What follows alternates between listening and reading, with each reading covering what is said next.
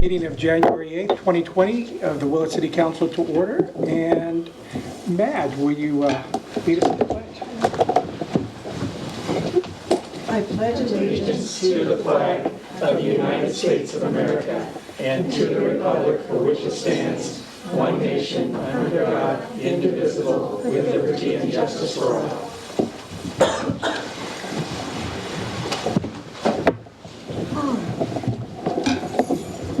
Okay, Councilmembers Connie. Here. Rodriguez. Present. Strong. Here. Stransky. Yes. Mary Phillips. Here.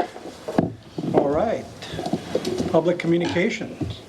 The council welcomes participation in its meetings. Comments shall be limited to 3 minutes per person so that everyone may be given an opportunity to be heard. To expedite matters and avoid repetition whenever any group of persons wishes to address the council on the same subject matter, the mayor may request that a spokesperson be chosen by the group. This item is limited to matters under the jurisdiction of the Willits City Council, which are not on the posted agenda. Public criticism of the City Council, Commission, boards, and agencies will not be prohibited. However, no action shall be taken because it's not agendized. So, do we have any public communication today? Please step forward, state your name for our television audience. My name's John Alameda. At your November meeting, I requested amendments to the letter to PG&E, and that was made, so I want to thank the council, and I want to thank the city manager and Kathy for getting me a copy. I think that puts a lot more pressure on PG&E, especially to have it documented for future, especially the liability for elderly and people that depend on medical devices. The main reason I'm here tonight, though, is another subject. City streets. I know you're going to have a project coming up where you're going to determine at some point in time what streets and other projects that you want to bring about. Whether I'm going to be able to be here or not, I don't know, but I'm here tonight, so I want to speak on 3 city streets that need to be rebuilt. Boscobel, which has a really high manhole cover that I don't know how that you guys haven't had liability issues from small cars tearing the bottom end out, but it's really bad. Boscobel and South Lenora, 2 short streets that could be put on in one project. They could be put out for proposal to bid individually and corporately so that you may have a better deal by doing them both at the same time. But I know my grandparents built a house in South Lenora in the 1940s, and in the 50s as a kid, I don't remember from then on till now that those streets have ever been resurfaced, and they're in terrible shape. The potholes are like a foot deep sometimes in the wintertime. So I'd really like to see that done something with. The other one is Blosser Lane, at least from Caltrans right-of-way into the intersection of Franklin Street. With all the traffic going into the transfer station, it's really in dire need of some help. I know that when I was the supervisor for the county road system here in Willits, that we rebuilt 3 roads. I changed 3 gravel roads into surface roads. And I know that at least one of them I was on this last summer has held up great, and it's been at least 8 years. The key to it is A-shaping. So there's some things that you can do or request done in your bids that will help the longevity of these streets. So I'd like you to look into it if you would. Thank you very much. Oh, one more item. There's a maintenance item that needs to be done on East Valley Street, approximately 300 feet in from the city limits sign on the south side of East Valley before you go out into the county right-of-way. There's some tree trimming there that I had requested once before, and they went out with a mower motive, but that doesn't really cut it because the limbs are real low. It needs to go in with a bucket truck, cut them up. If you don't have the way to chip them, at least bucket the stuff up and haul it off in a small dump truck. One of the reasons why there's a safety issue, there's 2 safety issues. One of them is fire during fire season because it's brushy material. So if you did it properly, you could leave maybe 2 or 3 trees or whatever is the biggest trees and get the brush out of there. And the other safety issue is when they resurfaced this last fall or whenever you did the rubberized chip seal, the blue markers that are put in the center of the street to identify hydrants, one of them didn't get put in that area because they couldn't even find hydrants. So you'll find a hydrant in that brush somewhere. Anyway, I appreciate that. Thank you. Do I have anybody else that would like to speak? Step forward and state your name. Hi, my name is Crystal Bowles. I'm wife of Davey Bowles. We've spent a lot of time in the past 6 months in San Francisco and Sacramento, and I've had the opportunity to use some of the equipment and facilities they have there for their trails and running and fitness. And I was speaking with Stephanie and with Wendy about, and Davey, about the recreation opportunities in Willits and how we'd like to see more of them available to everybody, but particularly to our family. And we used the National Fitness Campaign has a park lab, which is like an outdoor CrossFit training. It's all body weight. The max capacity is like 30 people at a time. And it has 7 components, and it focuses on core, squatting. It's basically functional. So the core, squatting, agility, which is kind of like stairs and ladders. Sorry, I wrote all this down. And pulling, lunges, and pushing. And you can have your CrossFit teams there. If you're thinking of using it on the rails to trails, it's a great location to just take a break and go and exercise or do whatever fitness goals you might have. My son was mentioning that it'd be great for the PT and rehab patients to get outside into facilities. And I've spoken with the director, and the cost is huge. I know that. It's a $130,000 facility. National Fitness Campaign grants $30,000. The coordinator who spoke with Stephanie told her that the city or whatever organization, corporation was funding the project would have to put in another $100,000. And the director told me that if the city matched the grant to $30,000, they would help find the rest of it. And the cost basically includes shipping of all the materials that are all made in the United States, shipping equipment, management of just like classes, training, those kinds of things for whoever's managing the facility. And then the cost of the city would be pouring a concrete pad and building the facility basically, which you can do with volunteers. He said that the San Francisco Park Lab was built all by volunteers. And it's pretty easy to follow. It's easy to use, accessible and free. Who would be out on Rails to Trails? I think it's a great opportunity. And I know Rails to Trails is another 2 to 3 years out being finalized, but the grant for this application is February 1st, which is a really short timeline, but the director would just like to see if there's interest in Willits for it, and we could move forward either with the grant application or some sort of planning. Thank you for your time. A quick question. Is it every year? It is. February 1st? I think the grant application is every year, but I'm not sure who they're granting to every year. For this year, he was mentioning that they specifically were granting to rural small communities, and said Northern California specifically. So I just want to jump in. I actually talked to them at some length, and they sent me a video, and it's a really, really interesting project. Obviously, it's not the kind of money we have right now. But I did ask them, because of the timeline and being able to raise that kind of money, and us not having money right now, I asked them, is next year a good time? Would it be as good? And they said, yeah, absolutely. Okay. It's a yearly thing. It's every year. They have it. They have a set number. And they would really like Willits to participate. It's very cool.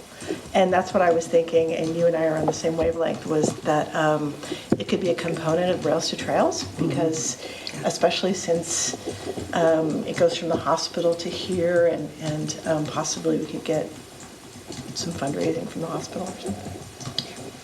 So yeah, it's really neat. It used to be the same company or the same organization, nonprofit, did the park courses back in the 70s, and they have evolved to this model. Thank you. What is it called again? National Fitness Campaign, and the facility itself is called Park Lab. Thank you. All one word. Yep. Thanks. Thank you. Would anybody else from the public like to come up and speak?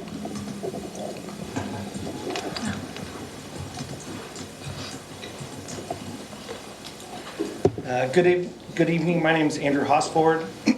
I'm here to speak regarding EMS services in our community. There's an ongoing issue that many of you are aware of along the 101 corridor, and we experienced a family tragedy. Excuse me. I don't know that it would have been solved with better EMS services, but the only chance that my grandmother would have had was because of would have been with better EMS services. And we've been speaking with the county supervisors regularly about addressing this issue that I think is certainly a county issue, but we're working on finding support from the community, and we would appreciate support from the city of Willits. I don't know if there's a means for that. I don't know if there's a means for the city to ask for or make recommendation for or write a letter of support for expanding on or putting pressure on the county to help to develop or come up with a solution to this ongoing issue that's plagued our communities, our rural communities, for a number of years. But our family that has been in Willits since the early 90s would very much appreciate anything you guys could come up with. I know that it's kind of a, I don't think it's a city of Willits issue. It's certainly a county issue. Supervisor Williams, that represents the kind of coastal areas, is on the ad hoc committee for the EMS issue, and he's showed a fair amount of support for that, which we appreciate. Supervisor Haschek, who's our representative, has showed significant support for this, and we're looking to get the county to formulate a plan to address the issue. There's 911 services. It seems like most of the time they're sufficient, but the transport, the IFT, inter-facility transport, seems to be the area that there needs to be the most improvement to. And so I just wanted to make sure that it's brought to the city council's attention and have you guys consider coming up with something to represent the city of Willits and trying to improve the services to the city members.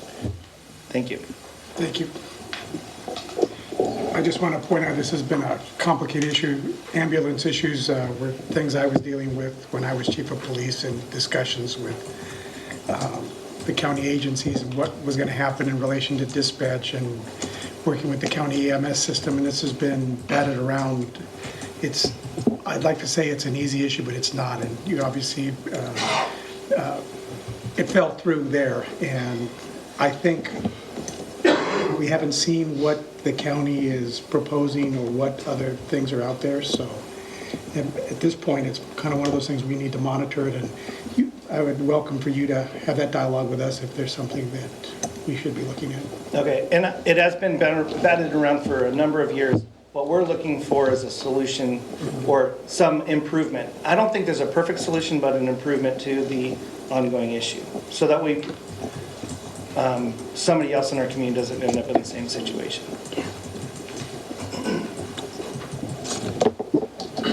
All right, would anybody else from the public like to speak?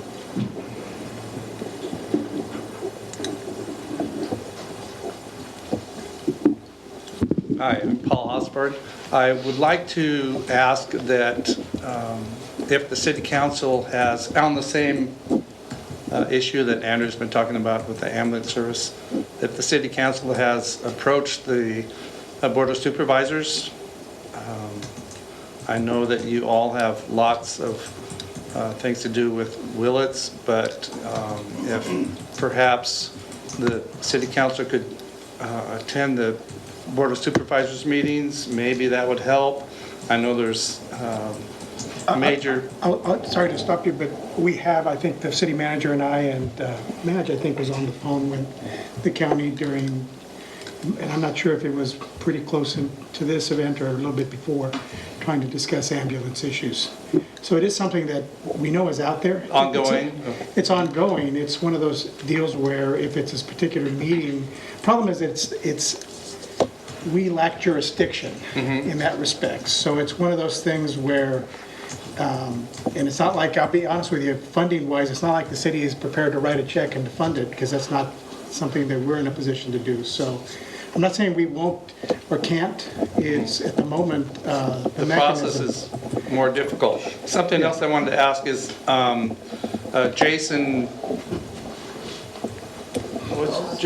Jason's the CEO of the Advantage Health. Margie Hanley, I don't know if those names are brought up to you about perhaps a hospital helping with ambulance services. I know that I've talked with Jason and Margie Hanley, and I would like to talk with them more. I know that if we let things lie, nothing will happen. So with help from the city council, hopefully with the board of supervisors. I know it's a money issue and there needs to be a plan made, but without us continually asking for help with the ambulance services, there won't be anything done. I don't know if we need to, how we would approach a money issue. If there's a money issue out for, to put on the ballot, that's a city council thing. I don't know how that works. But I would like to find out from the city council how or what I would need to do to help bring that along. So, thank you. Would anybody else like to speak on anything? All right.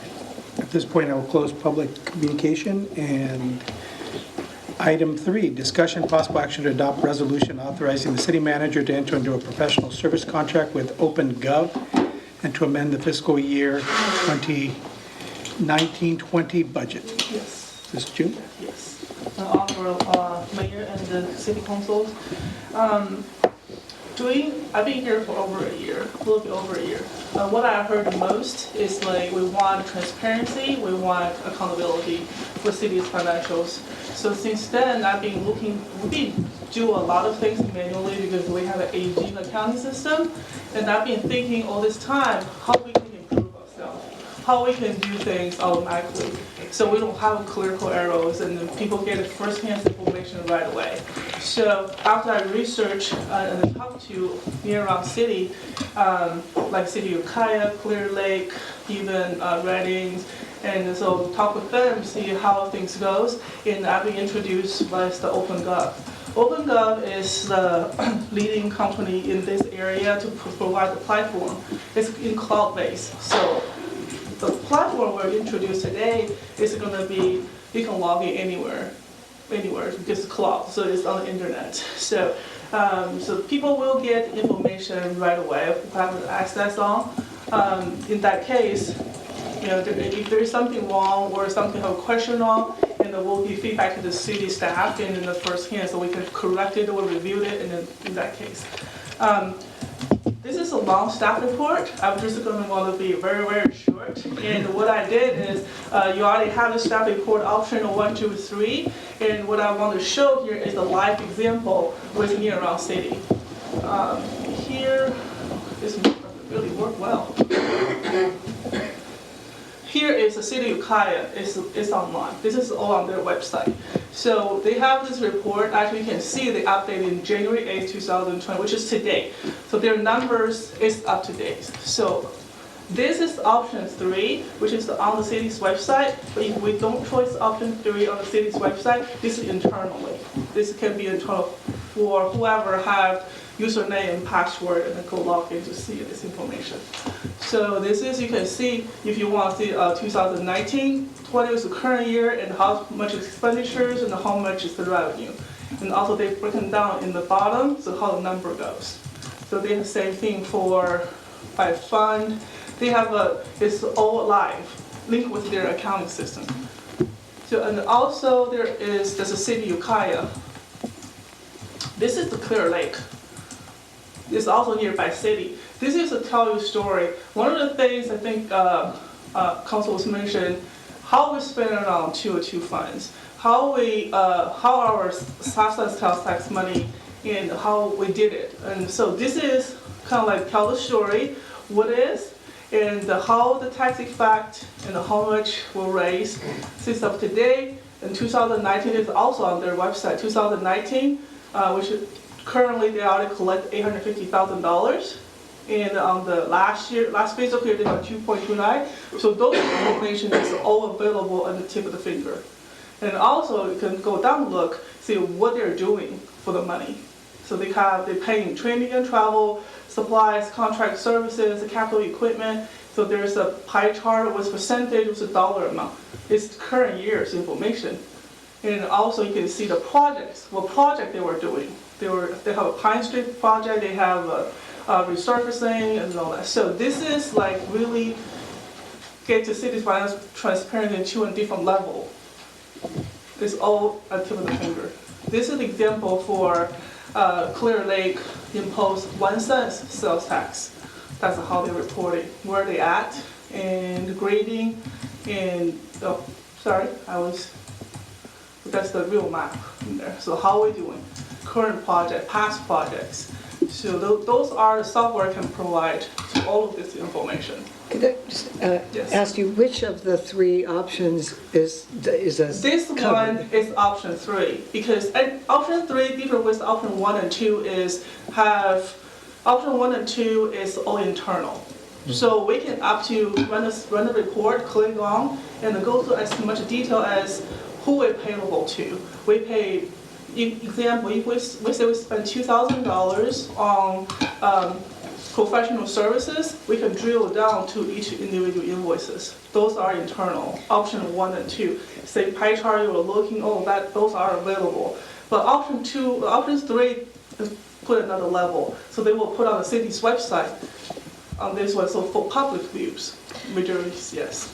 Wouldn't we be able to take the results of either option 1 or 2 and ourselves put the things we want onto the website? Yes. You So- build a template. At any time, we can make anything on level 1 or 2 public. Okay. So if you ask for a report, instead of, right now, when council asks for a report, it's a very timely procedure to kind of gather numbers, and it takes us a month. Right. This, we have real-time information, and we can just present it right away. Okay. Yeah, this is a city Ukiah is also for their budget. I was enrolling on the major funds. This is live on their website, is City Ukiah's. When you click on their budget, this is what they're looking at. And then if you click on the link, which I just did a general fund, where I can do electric enterprise, whatever. And then so they will give you more story, purpose, the funds, what service provided, how much we're right now. And the same thing, they have up-to-date data as today. You know, and then also the revenue expenditures where we at.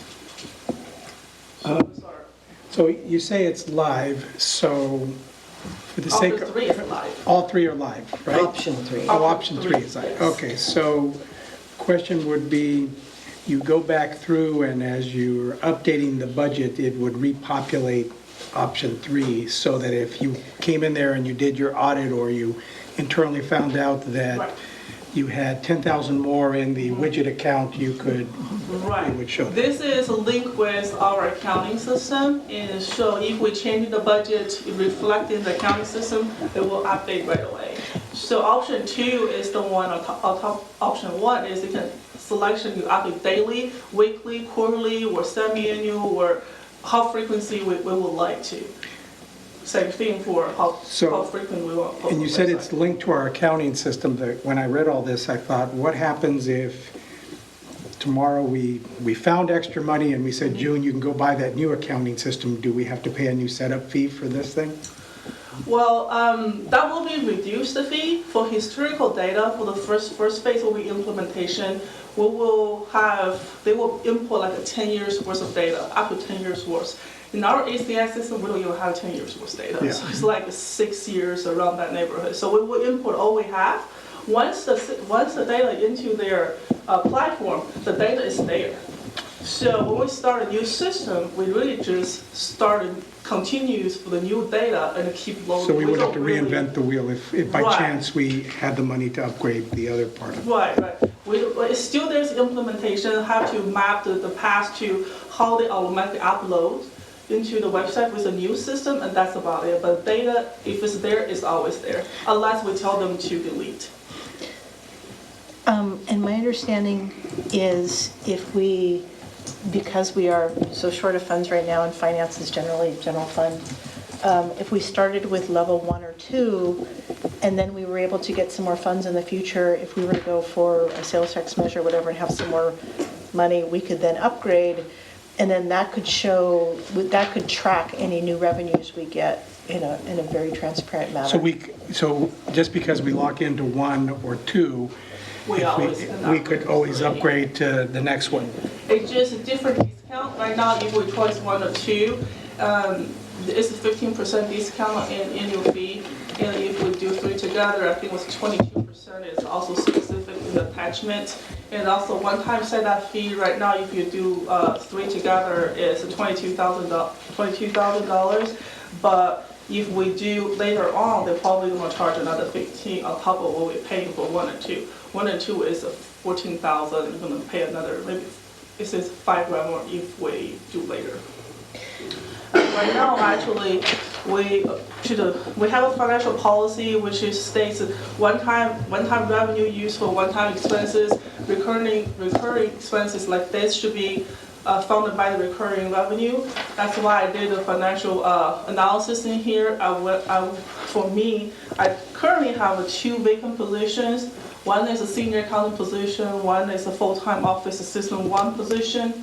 So I'm willing to, because those 2 positions are vacant anyway, so I'm lower the senior accountant position to the accountant position, and then I'm lower for office assistant 1 full-time position to accountant part-time position. And on my staff report, it will show actually we have an annual saving of $39,000. $39,223 annual saving. This is recurring annual saving just because I lower my authorized positions. Yes. Could someone tell me which page in our electronic packet that's in? 1, 2, and 3. The staff No, report. but- 4 and 5. 45? 4 and 5. 4 and 5, okay, thank you. 3. Just want to make sure Yeah. I get to the right spot. Okay, thank you. Can I ask a quick Yes, question? sure. On the chart where you discuss the positions and changing the positions, it says that you would be going from 4 authorized positions to 3.5. Yes. And then later in the staff report, at the very end, it says personnel impact, finance department reduced from 5 full-time positions Yeah, to this 4.5. chart Was not that including including me. you? Okay. This is one that listed out here, the 4 positions are not including me. Perfect, The thank finance department, it does include me. So that's why at the end, I thought about that, yes. Yeah, so we really actually reduce a half position. So basically, if we go in the contract, the first 5 years, the rate is going to be locked. And then the 6th years, they want a 4% increase. 4%. Yes, they want a 4%. I think that's what, 4% inflation up on the 6th year. But at that point in time, we can negotiate a contract in that case. I have some more questions, but I want to let the rest of you. I have 2 questions. Can you refresh my memory on, we said the council voted on some kind of a hiring freeze, and I can't recall. Yes. Could you remind me what that was? Sure. One of the hiring freezes was on one of the we have budgeted 2 accountant positions, and then we had 1 accountant position filled. That person left. And we had an office assistant, and actually, while it was actually budgeted to finance, but was supposed to sort of help everybody. So that was a little bit of a misnomer, but she ended up mostly helping finance because we had so much finance backlog to do. We will continue to freeze that position. What June is talking about is right now we want to fill the senior accountant position at a slightly lowered position of a regular accountant. and not refill the office assistant position, and instead have a half-time accountant. So that is including the frozen position. We're not going to refill the frozen position until we can unfreeze positions. So this makes no impact on the frozen position, if that helps, if that answers your question. If I can make clear that these are 2 vacancies of senior accountants in Office System 1, those 2 positions was actually filled, and they just resigned in December. So it was filled. Yeah, those were not frozen positions. Yeah, and We then still so have now a I'm frozen position. lower the senior accountant position to accountant. And then since the Office System 1 left that position vacant, convert that one to a half position.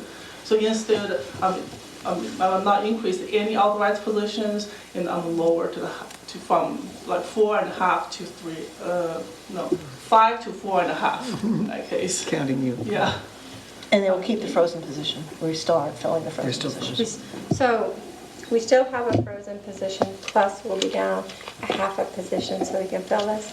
Okay, I just wanted to make sure that we weren't inadvertently doing something that, okay, that was, okay. No, I will not do that. Yeah, I know Okay, there just is a wanted to make financial sure strength, we're being fair. Yes. And then the second question I have just eluded me, so if you don't mind coming back to me. Okay, anybody else have other, so I don't want to appear to be hogging all of this, but Yeah, actually, I have a consultant online just in case you have a question on the software. If not, I would let them go off, actually. so I guess my question is, in a perfect world, you would want option 3. Oh, yes. Okay, and I have to tell you, I see the value in 1 and 2 and what those are, because then that would, in essence, these folks would interface with our ACS system, and it would prepare a lot of our budget reports that normally you're scrambling. And I'm assuming that as you make changes, you'd probably at the very end hit create, and it would populate those reports. So if because in the past, we've gone through the budget meeting and then kind of cut or moved or done whatever, and then you've come back with, or in the past, your predecessor come back with different incantations of the budget. And so this would allow you to do it on the fly, basically. Yes, pretty much. And then hopefully in the next few months, and then when we have the budget workshop, and I'm just going to pull up this platform out. And then if you say, how about we decrease 1 FTE on this department and then see what the impact is, or if we want to increase another 1 FTE in this department, what's the impact on the fund balance just right away.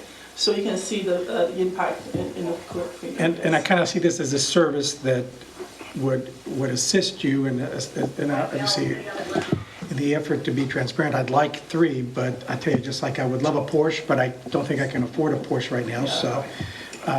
So I kind of want to hear from the rest of the council where you guys lay on this, because I know that when we add things, I think in my small knowledge of budget, that number 2 is probably what we can afford and probably be the best for us.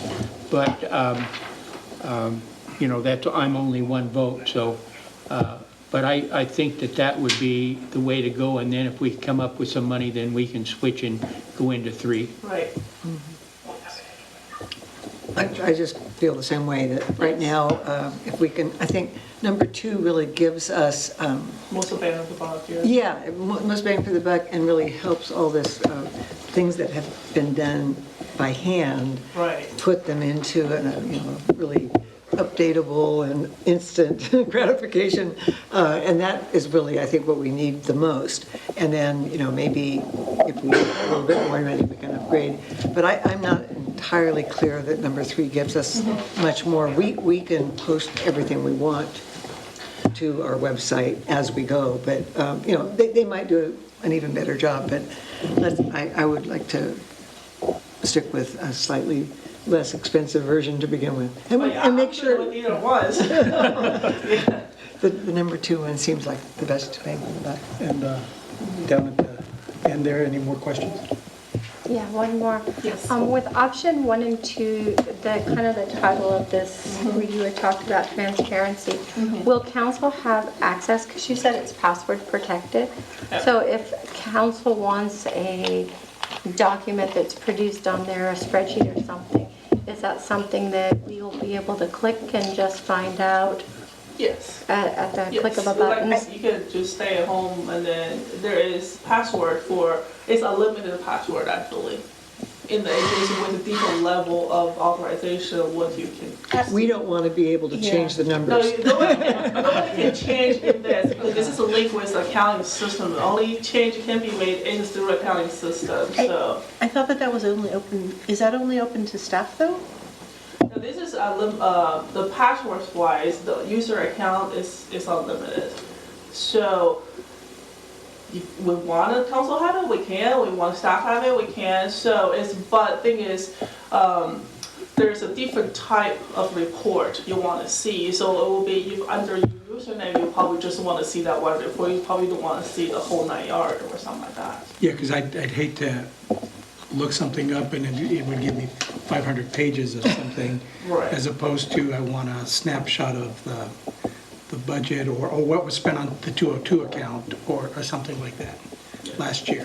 Yeah, that's it. I mean, I get if we could get in there, and I'm good either way, as long as, because right now I think what happens is we come in and, whether Sabrina or I come in and say, hey, June, can you give me your, and the answer in the past has been, well, we have to kind of go do some magic with the system, kick it a couple times, and then maybe we'll get what we need, but we're really busy right now. And I think what I get from this is that if I came in and asked for this, you could have me in a day or two, have it in our box, and we have those Right, numbers. exactly.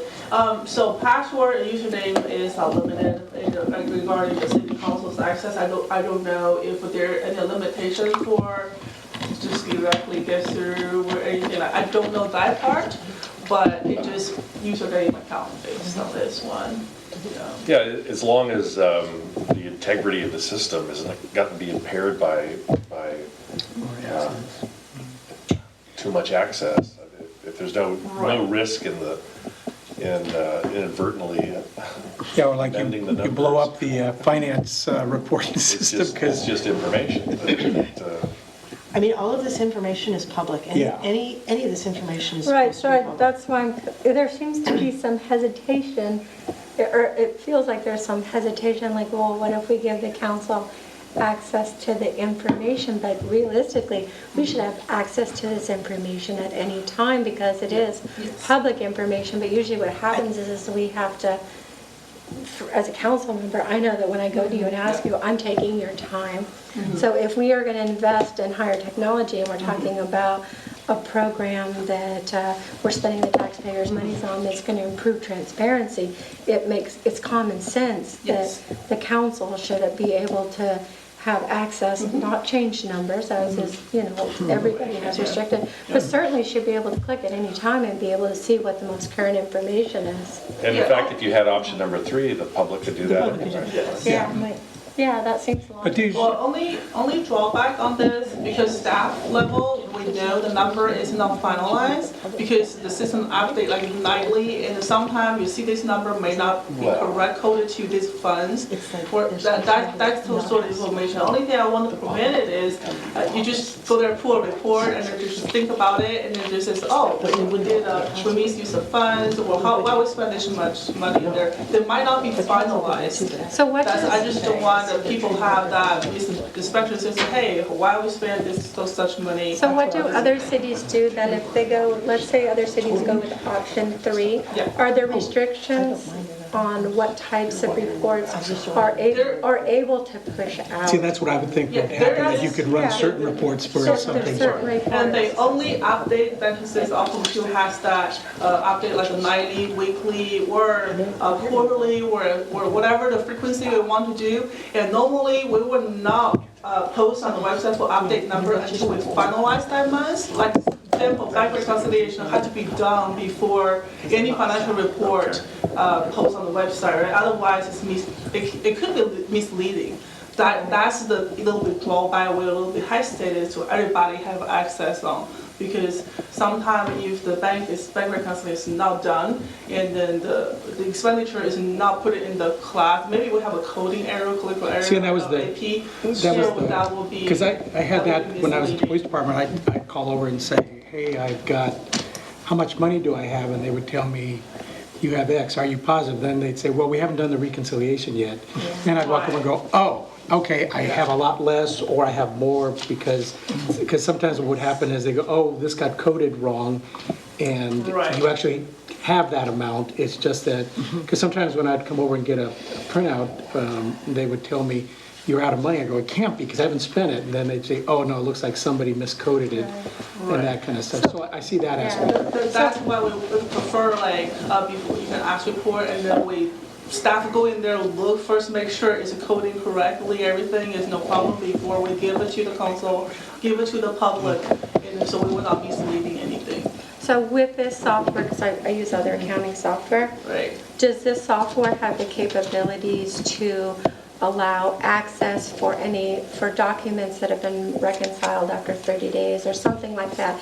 Is there, most of the softwares you can kind of click a bunch of buttons, a bunch of little dots and say, okay, this, and then say I'm a council member and I don't want to see what got posted last night. I just want to see what's been reconciled or is up to the.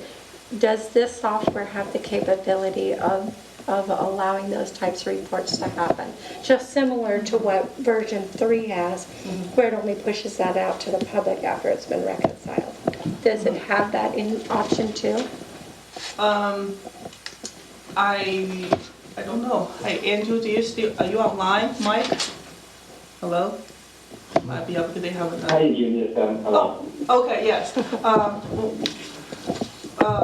Council member have questions. Could you answer that? Sure. Yeah, let me see. Yes, just really quickly, this is Andrew Mercado from OpenGov. Good evening, and then for joining here. Could you repeat the question a little bit closer to the mic? It's a little bit harder to hear. Yeah, can you hear me? This Councilmember This Rodriguez. is Councilmember. Yes. Okay, this is Councilmember Sabrina Rodriguez, and my question is, if we chose option number 2, my question is about the types of reports that council members would have access to that are not necessarily immediate reports, but rather reconciled reports, so that we're not taking up the time of our finance manager. We have access to these reports, but not necessarily looking for reports that are up to the minute, but reconciled. Is there a feature in the program that allows for her to give us access to those documents? Many programs have you just kind of click on the bubble of what's available at what period in the reconciliation. What does this program offer? Okay, I think I caught most of that. So just to confirm I heard it correctly, so you're asking if there was the ability to restrict access to the public until reports are reconciled after a month, for example, before sending it out to the public. Is that right? Right. We're talking about the option 2, which is just a budget and financial reporting with automatic updating option. Yeah, so for that would just be for internal use, so for doing your internal budgeting as well as your internal reporting for department heads or for council members. That would not include any of the public-facing reports. Any of the what? Right, but we're talking about council member reports, and there's some hesitation about giving council members full access to the reports until they're reconciled. So is there a way in the system to allow for council to see reports after they're reconciled, so that staff doesn't have to worry that we're getting skewed reports? Oh, okay. Yes, good question.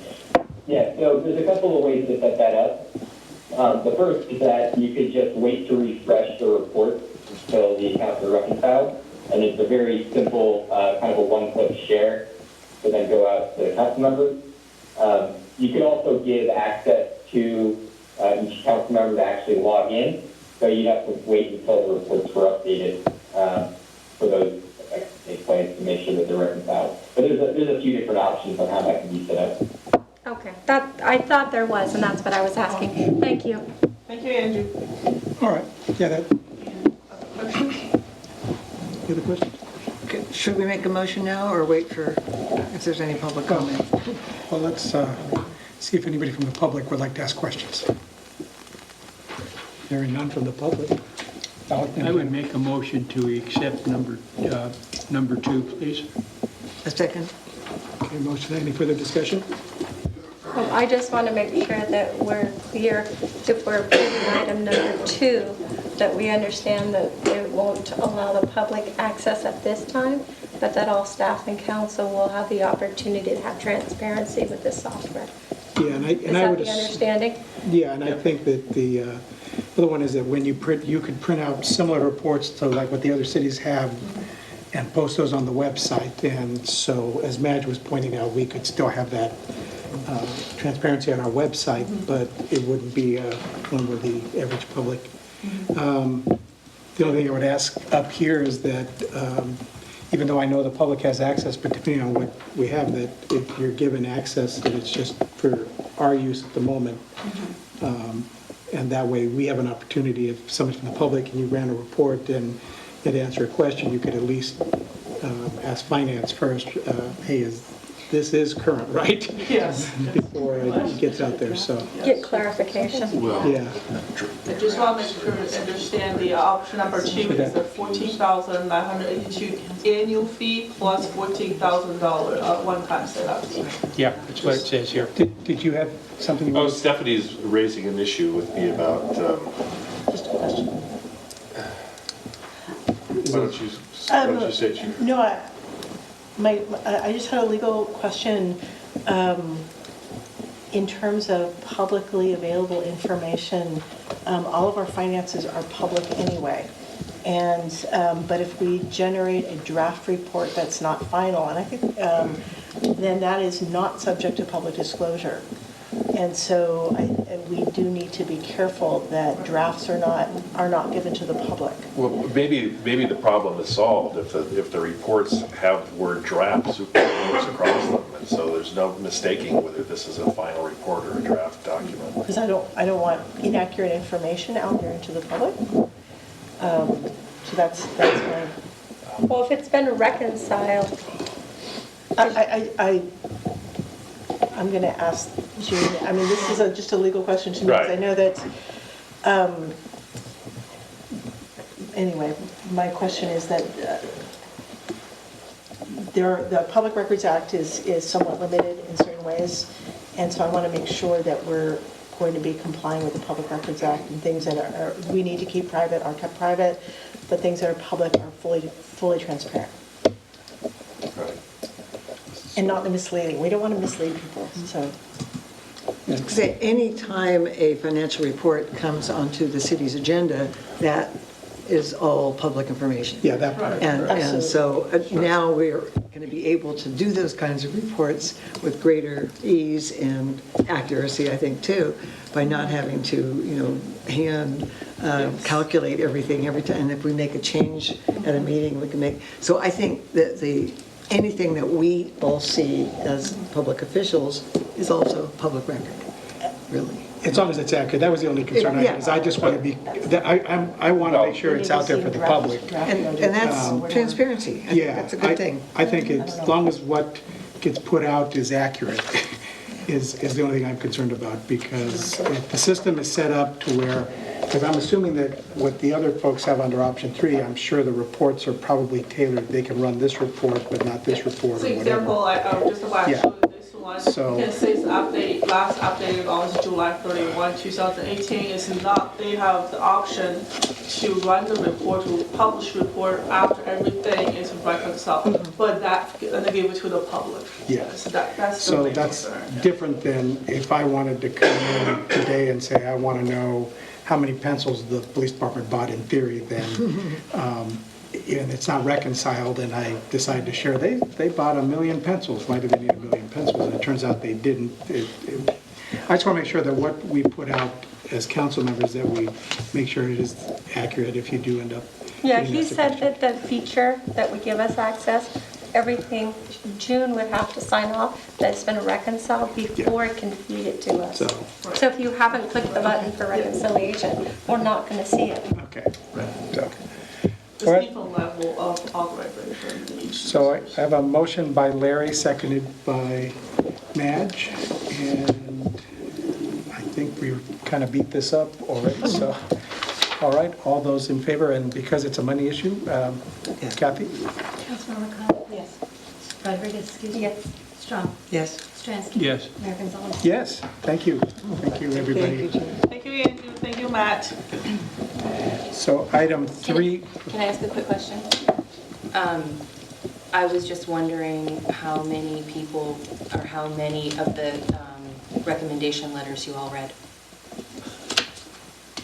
I read quite a few, Yeah. Read not all of them, no. 49 of them, or No. 89, or however I, many? after a while, I just honestly, they like it. I I think I did about 12. I also saw that some of those places had a lot more money than we do, and some looked like they were small districts too, which I was really impressed with. So I just like the fact that, like Sabrina pointed out, that I don't have to bother June if I had a weird question, because before I kind of felt like if I had a question, it was, well, June needs to run that report, and I kind of felt like you had to ask the right question of the big computer before you and that. And it wasn't even on a computer. Yeah. You have to like hand collate it. This is like a shortcut to before we can afford to upgrade our accounting system, to give everybody an easy read format and then pull the report, run the pie chart, and then do the comparison. Because we do pull the data up to 10 years in our accounting system, so you can just on the click of a finger instead of, do multi-years around different reports.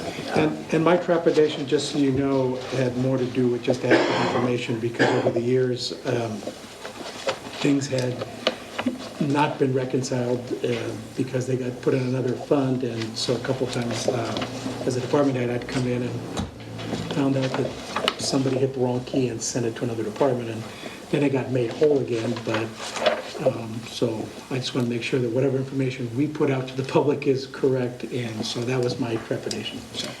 I have one trepidation too, and that is everything is on the cloud.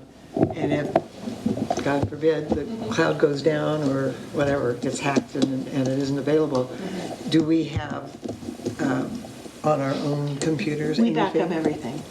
We have computer everything. backups of They everything. have their own backup, we have our own backup. And I guess this gets populated from our books there. So if someone, as Madge pointed out, hacked us, they would just hack the reporting part of it. They wouldn't get into our system. Yes, no, it's only either hack us, we're not affecting them, or hack them, from affecting us, we're not connected, no. They have Okay, we have the different data, and we have the data, And- whatever. Right. And we also have battery backups. Good.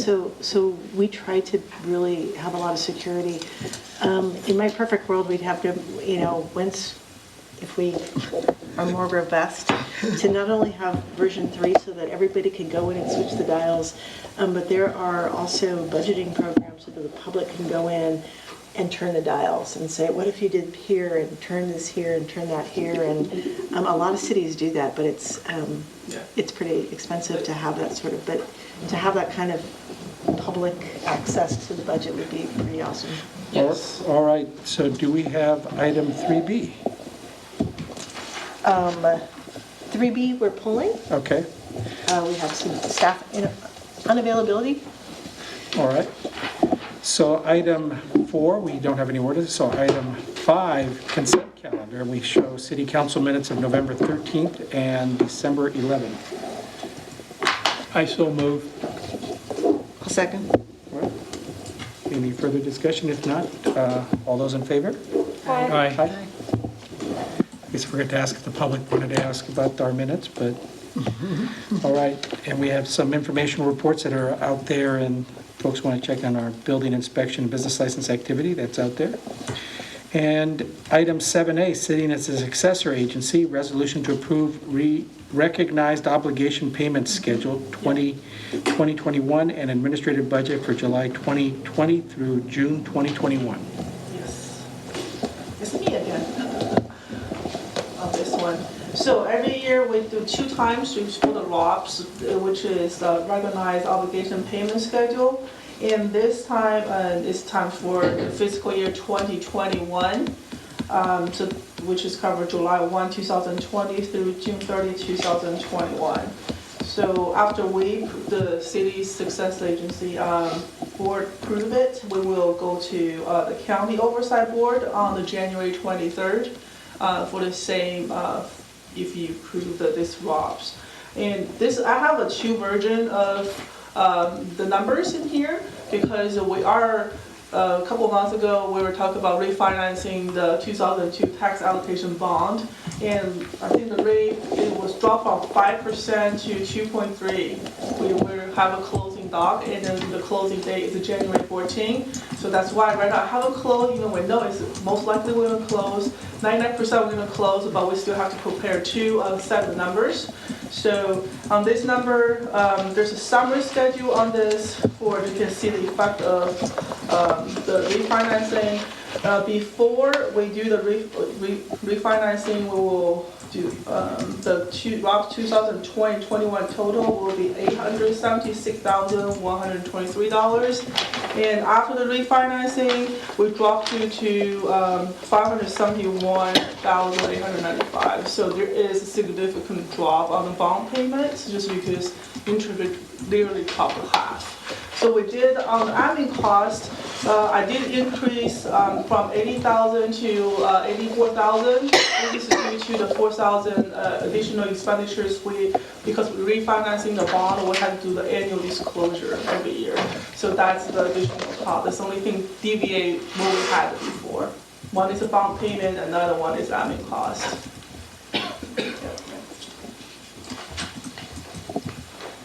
Any questions?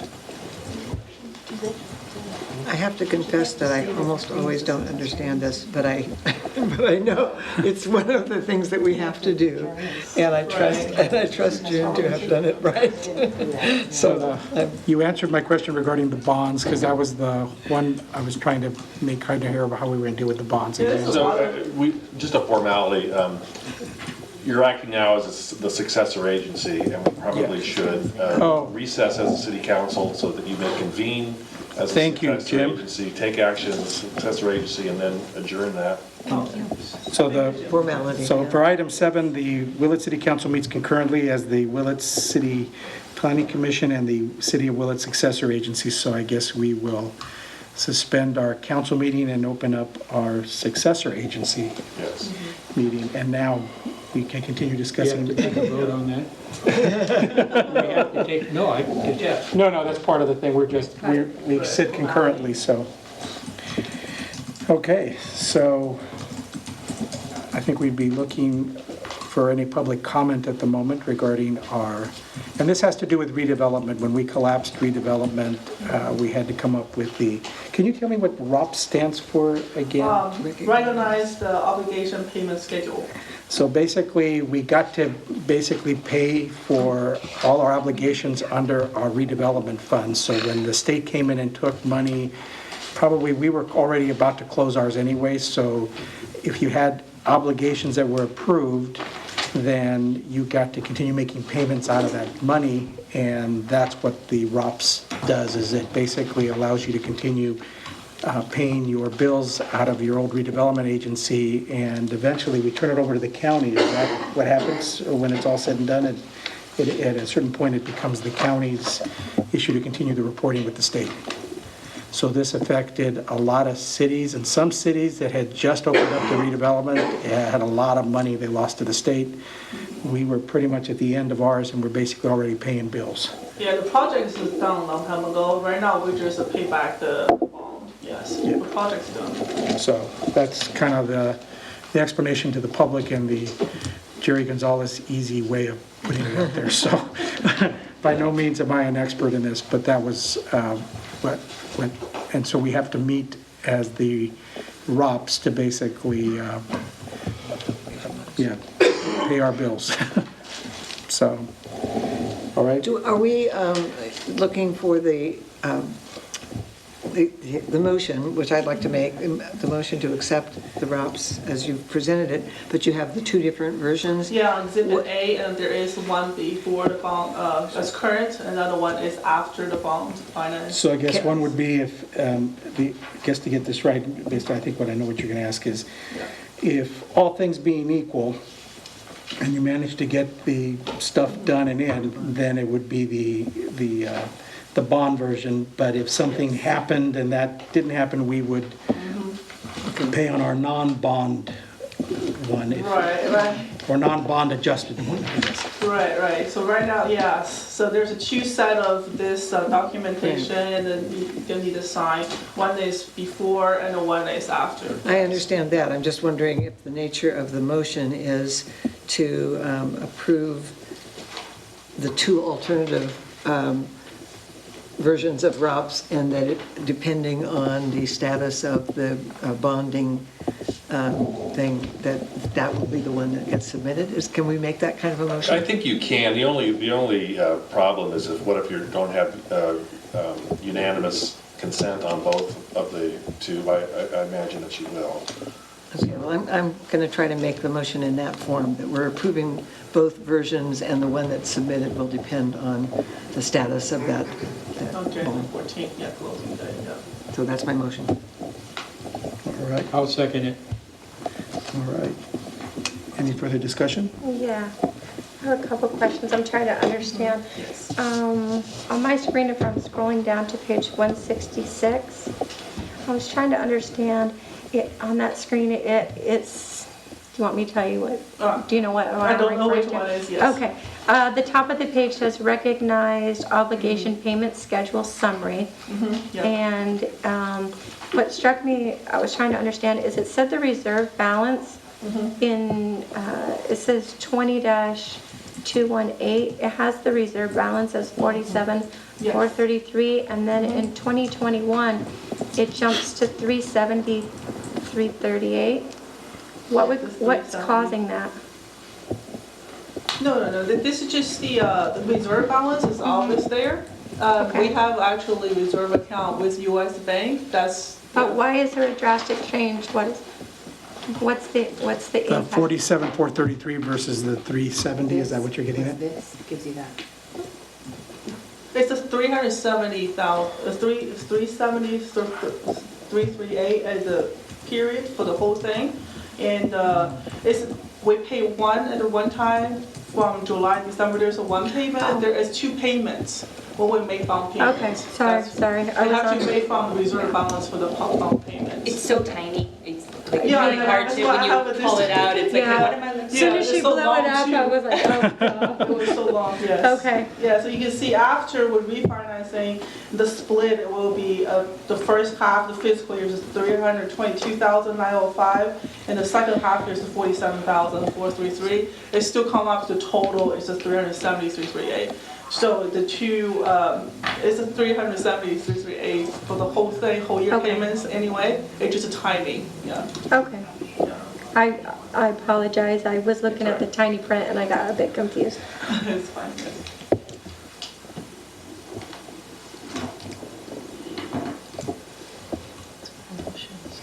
So, any further questions?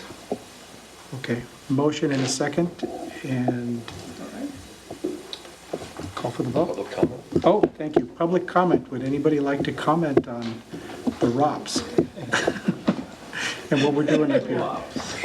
It's heady stuff. It's paying the bill stuff, that's really comes down 7 to years it. of doing this, I know, it's, okay. all right. Almost done, another 5 years.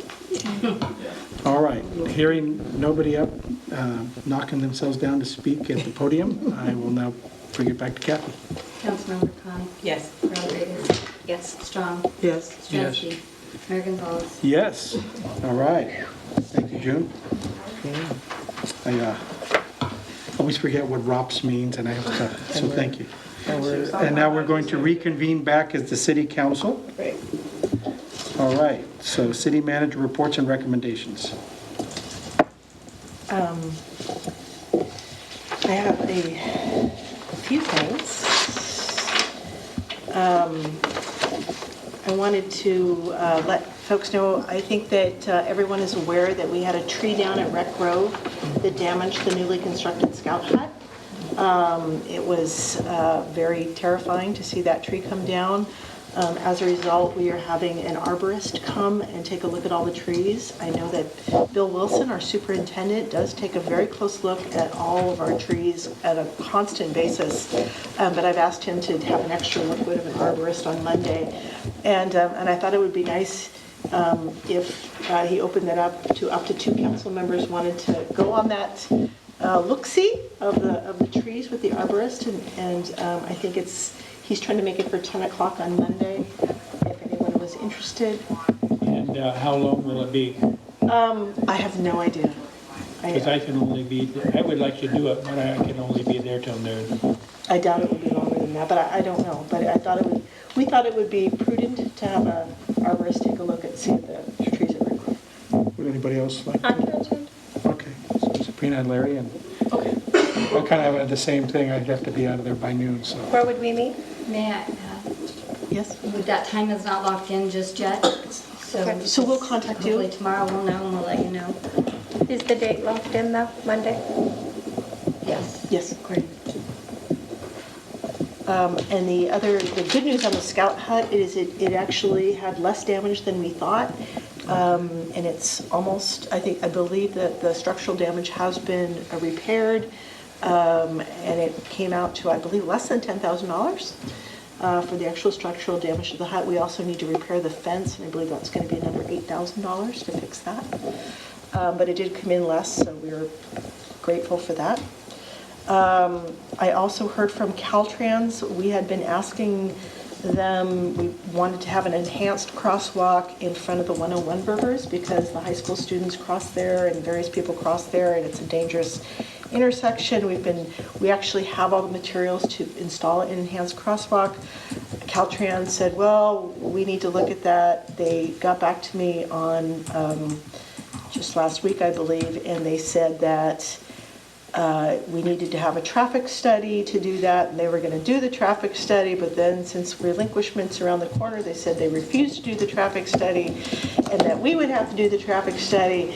And now, but our chief said that they already did do a traffic study, so we're still trying to do this. So I wanted to let you know that we have not forgotten about this enhanced crosswalk. We have bought the materials. We'd love to do it. It's just been a little bit of a frustrating set of conversations with Caltrans. Get back to the tree thing. Did anybody look at the second tree that we dropped? Is that on Highway 20? No, the one at the park. We dropped wind dropped or somebody dropped the first one, and then the city cut the second one down because it was leaning. Yes. There was only the outside left. Yeah. Yes.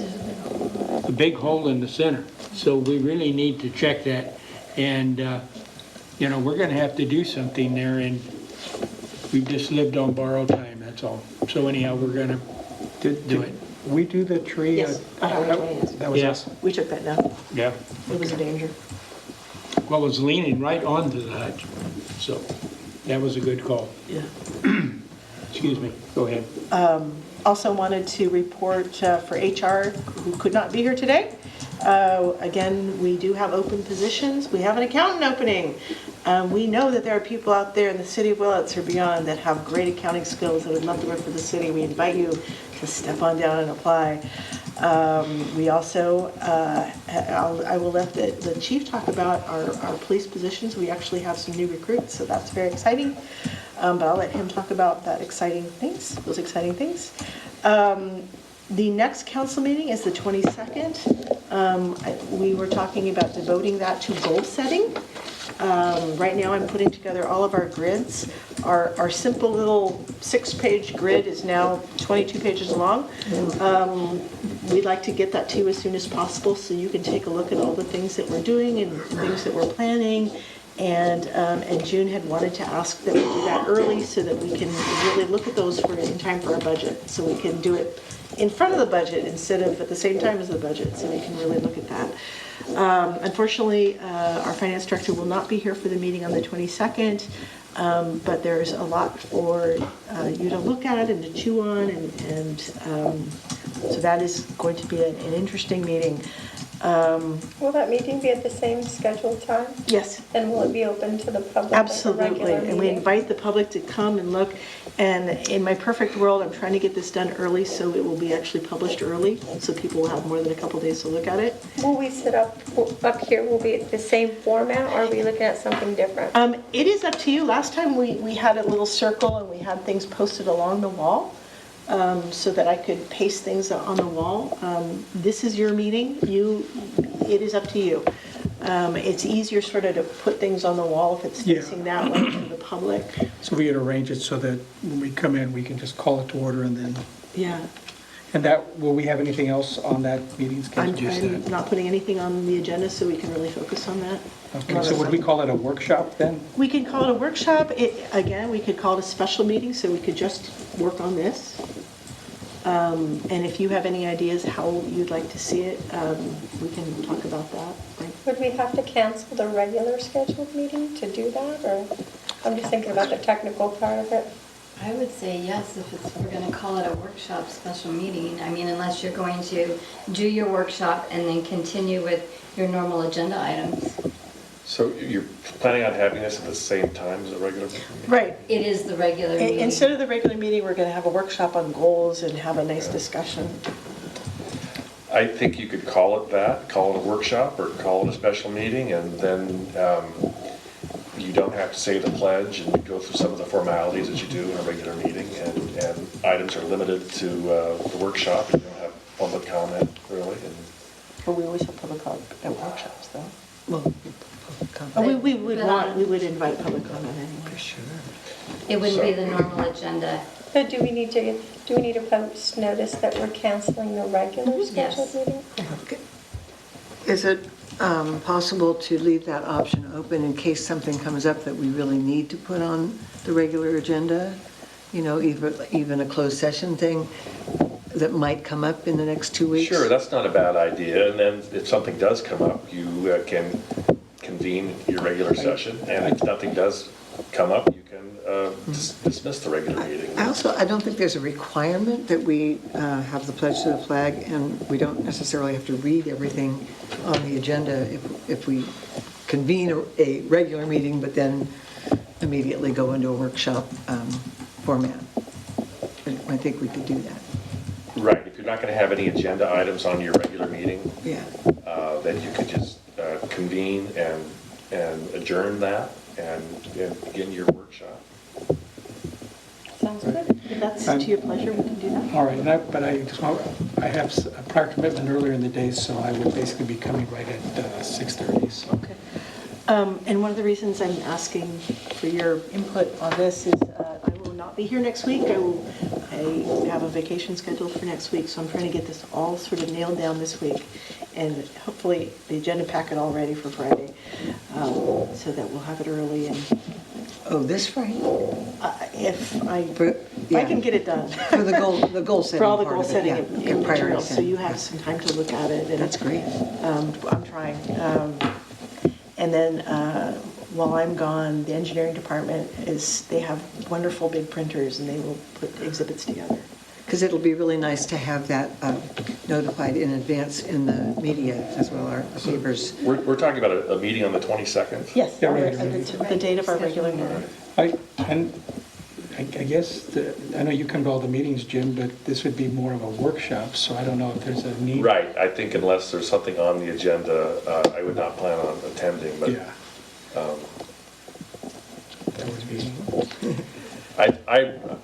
I'm recommending we do notice a regular meeting as well that we can dispense with, because you're right, there very, very much could, and something is coming to mind that might be necessary to have a closed session on, so. Right.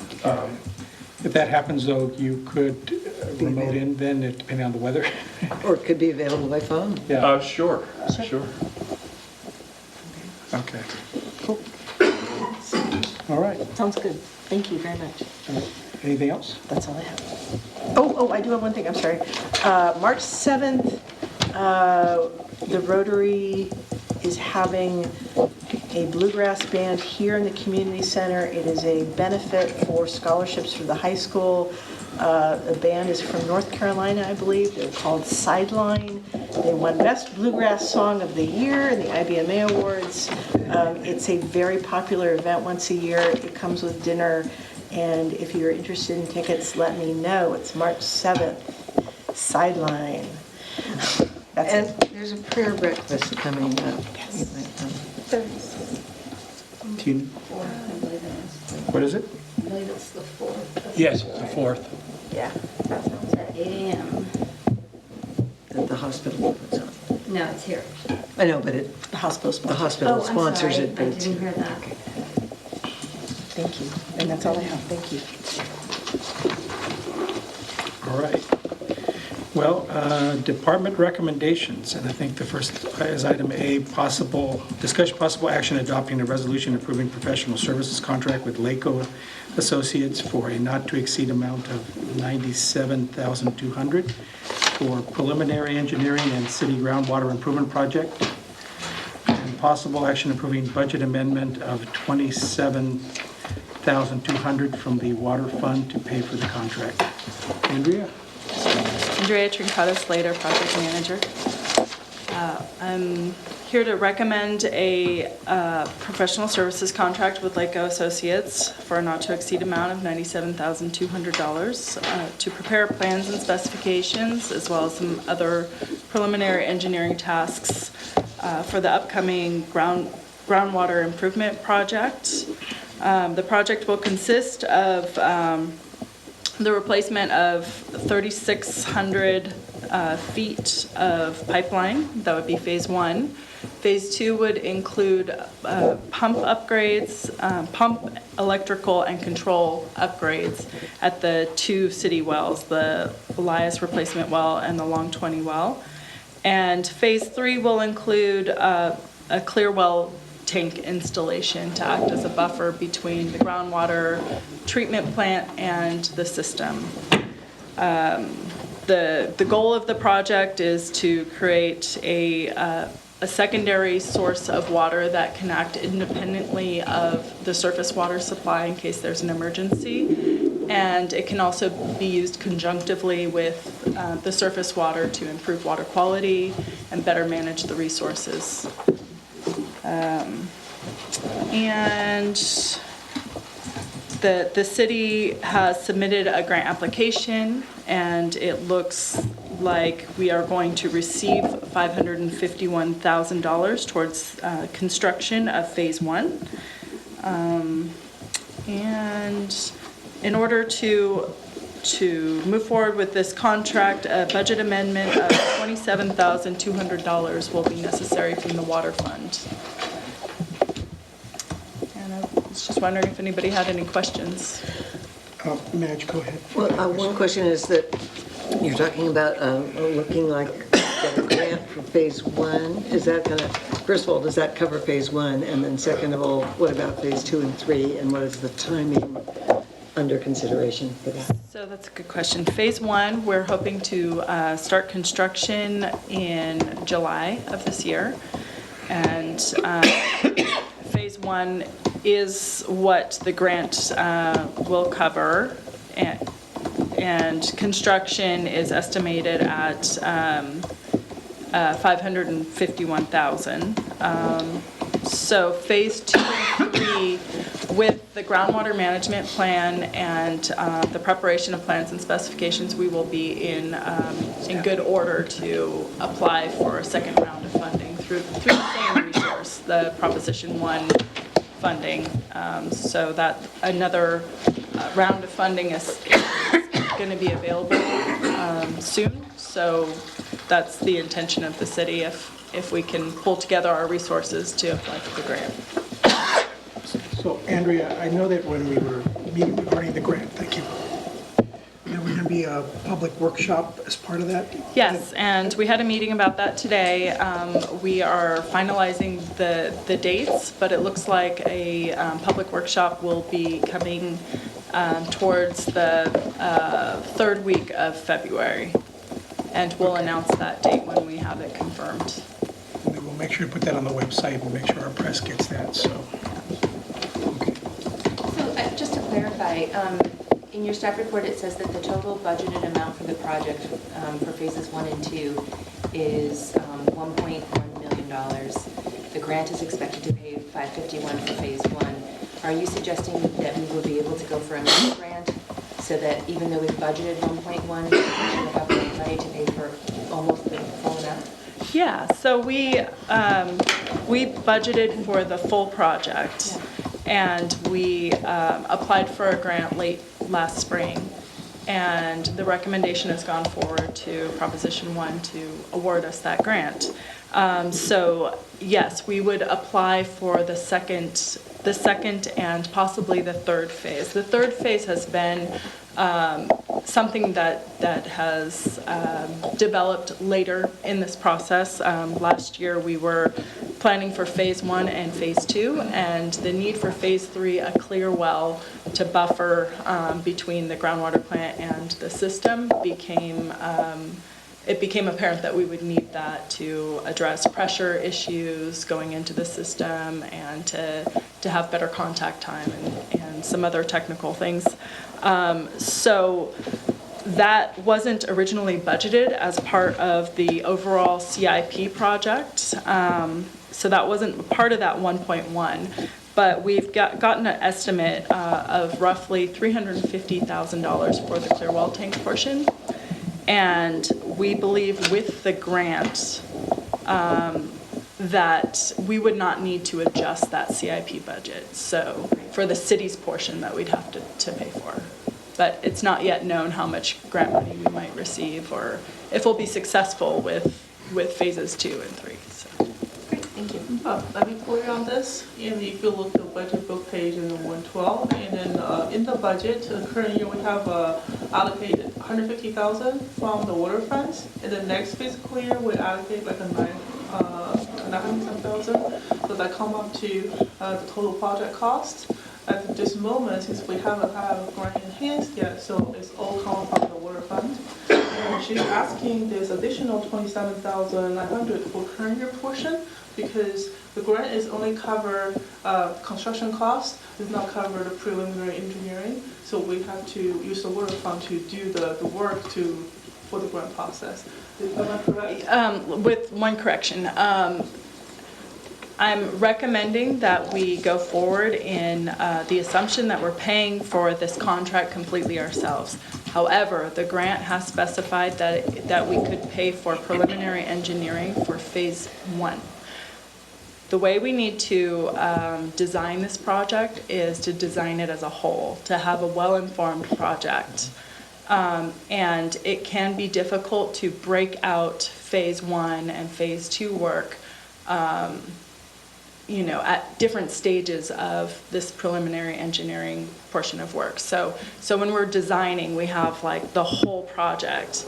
And then when we start to get to the plans and specifications, we start to break it out into phase 1, phase 2, phase 3. And my intention is to attempt to get the phase 1 reimbursed when we can clearly define those tasks. But right now with this, I want to just go forward with the assumption that we're paying for it completely ourselves, and it looks like we have plenty of funding to do that at this stage. Just for technology of the accounting side and the grant accounting, since it's reimbursement based, once we get a finance letter from the grantor, which is from the agency to give us the grant, we will have another staff report presented to the city council. So this is how much money we're going to get, and we will actually reimburse the water funds in that case. So there will be another staff report once we have a finance letter from the hands. So we'll probably have a 2 or 3 because she was saying after apply this one, 551, they're going to apply another one. So it will be, you will see the staff report in the future. But as of now, since it's still in the process, we use the water funds to pay for this. And this $27,200 is coming from the water fund, what I call it, fund balance, unappropriated fund balance. I'd also like to, yes, and I'd like to also add that the word that we've received is that we should hear something from Proposition 1 sometime later this month. And Andrea, this project is still, it sounds like they loved our project initially, and it looks like I mean, the idea was we went into this because of the whole drought and giving us some cover as a secondary water source. And that's still our intent with this, is that Yeah. correct? Yeah, So- absolutely. It will create a lot more security for the city to have a secondary source of water. And not only in the event of an emergency, but it will enhance our water quality and provide other benefits. Can you remind me again from phase one, what was the dollar amount that was available for the grant? So the award recommendation is $551,156. And do we have the appropriate staffing to complete what's required of that grant? So at this stage, we are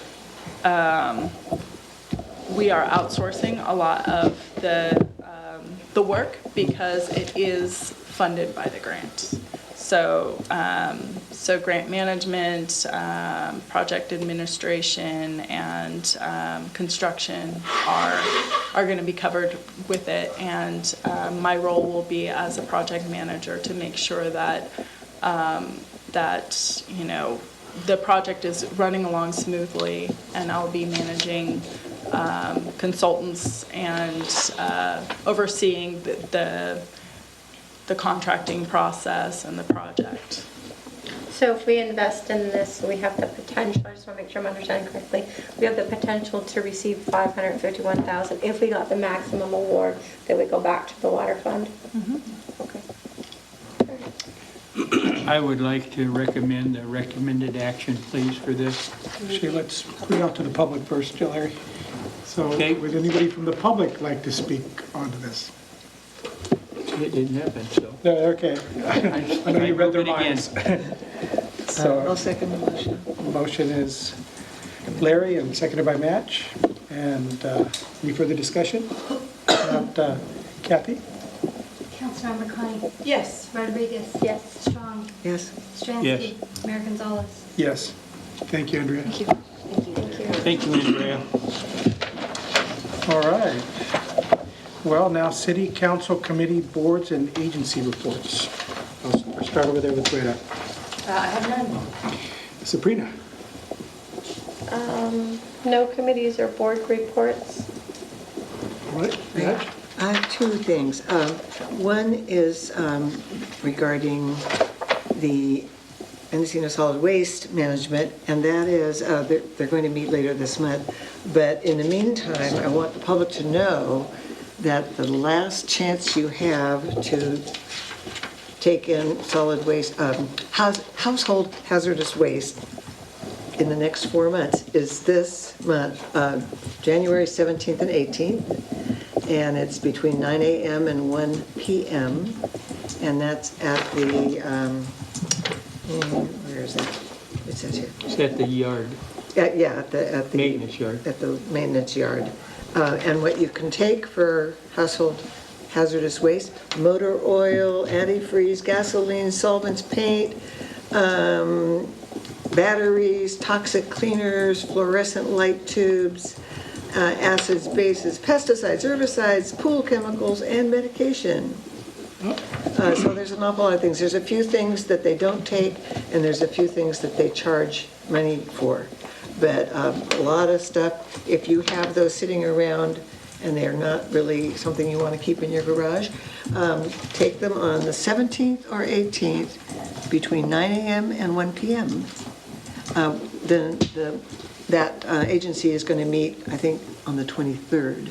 Can we have that posted on the website? It is on the website. Is it okay? Okay, great. That was one thing. It's also on the Mendo Recycle website as well. The other thing is that, where did I do it? Okay. EDFC is meeting this coming the 16th. And they would like feedback on a proposal that they're looking at to provide funds. Basically, it's a grant, it's a loan program for businesses in Sonoma County. And normally, EDFC just is Mendocino County and somewhat Lake County. But Sonoma County applied for and received a grant, to do this really big million-dollar loan fund for businesses in Sonoma County. And if EDFC takes it over, EDFC gets the interest from those loans and they get a certain amount of administrative money because Sonoma County can't handle it. They don't have an agency or a staff to do it. So we wanted to just get feedback, if any, from our council and from each of the jurisdictions that are affected, whether it makes sense for EDFC to take on this out-of-county loan program. The staff of EDFC is kind of eager to do it. They think it's going to benefit EDFC's financial stability and actually free up some funds for them to do more in our county, because our county has a kind of a low opportunities to do the kind of funding that they can do in Sonoma County.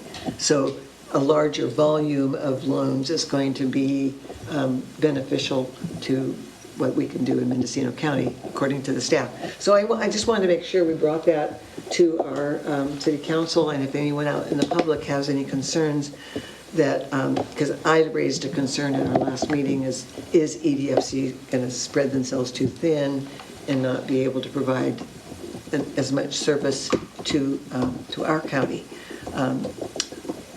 The staff feels like this actually enhances their ability, and I want to see if there's anybody who has any comments before I go to the next board meeting. I do. I served on EDFC before, and I served during the time when they were struggling with staffing, which wasn't that long ago. My concern is that they would be spreading themselves thin, and it isn't a lack of money to loan to the community. It, from my perspective, is more of a lack of, on EDFC's part, to get out and really meet the entrepreneurs, to pull them in to utilize the money they already have. I don't think EDFC really needs more money. They can't find entrepreneurs to borrow the money. And so I would much rather see them focus on more of the local county networking rather than getting involved with Sonoma County to get more money. For what? If you're not loaning it out in your community, more money really isn't, I don't know, that just doesn't seem like the best way to use the resources that they have, especially when I've seen their struggle before with a lack of staffing. Maybe things have changed in the last year and a half or so. Yeah, the staffing level has not been a problem, but the newest staff member who is trying to promote the loans here locally had a meeting in Willits about a month ago, and one entrepreneur said they were going to come and they didn't show up, and nobody else showed up. He is really beating the bushes. He's going to banks, he's going to chambers of commerce and so forth to try to generate interest in what EDFC can offer, which is loans to businesses, whether they're new or expanding. And I think he's doing what he can, but that's, you know, he isn't finding a lot of takers yet.